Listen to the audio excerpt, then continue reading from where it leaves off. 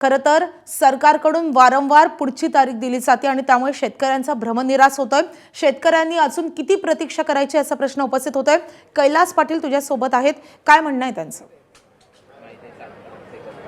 हो, वारंवार शेतकऱ्यांकडून प्रश्न विचारला जातोय। तुम्ही सुद्धा प्रश्न विचारतायस की कर्जमाफीचा लाभ कधी शेतकऱ्यांना मिळणार। असं कळतंय की एक आठवडा लागेल, कारण केंद्राकडून डेटा येईल, त्यामध्ये इन्कम टॅक्स जर भरत असेल एखादा शेतकरी त्याला द्यायची की नाही याच्यावर विचार होईल। म्हणजे त्याला वेळ लागणार आहे, कारण डेडलाईन एकामागे एक जाते। सुरुवातीला 2024 मध्ये कर्जमाफीची घोषणा केली होती, नंतर ह्यांनी अभ्यास गट नेमला, 2 वर्ष अभ्यासात घालवली, नंतर म्हणले 30 जूनपर्यंत कर्जमाफी देऊ। 30 जूनची तारीख 5 जुलै आली।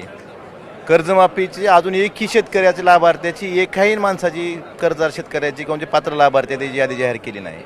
पण कर्जमाफी द्यायचं लांब, दुसऱ्या बाजूला जाहिराती मात्र यांच्या खूप मोठ्या झाल्यात। आपण बघितलं असं प्रत्येक ठिकाणी जाहिराती आहेत, म्हणजे की जाहिराती केल्या जातात, मात्र प्रत्यक्षात शेतकऱ्यांना एकाही शेतकऱ्याला कर्जमाफीचा लाभ ह्या क्षणापर्यंत मिळालेला नाही।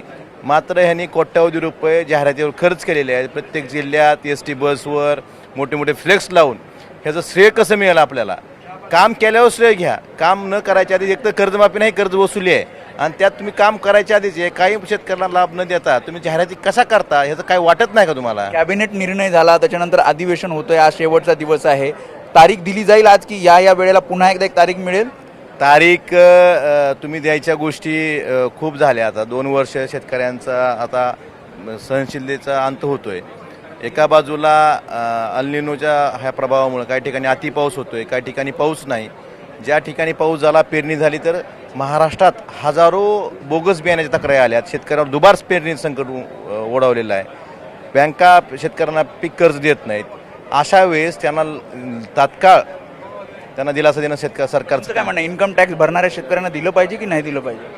तुम्ही अटी शर्ती कशाला लावता?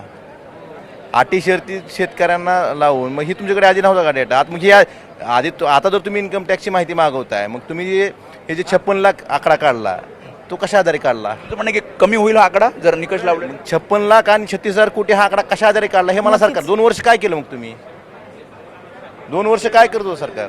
त्यामुळे कैलास पाटील यांनी सविस्तर प्रतिक्रिया दिली आहे। त्यांचं म्हणणं की 2 वर्ष नुसती कर्जमाफी होणार, मात्र डेडलाईन जात आहेत, मात्र पुढे काही होत नाही, आणि त्यामुळे कधी ही तारीख दिली जाणार आणि खऱ्या अर्थानं कर्जमाफीचा लाभ कधी मिळणार हा प्रश्न आता विरोधक म्हणजे शेतकरी तर विचारतात, मात्र विरोधकांनी सुद्धा या अधिवेशनामध्ये हा प्रश्न लावून धरला। आज शेवटचा दिवस आहे, कदाचित याचं उत्तर आज मिळेल। माधवी, आज याचं उत्तर मिळतं काय पाहणं महत्त्वाचं असेलच। वेदांत, धन्यवाद।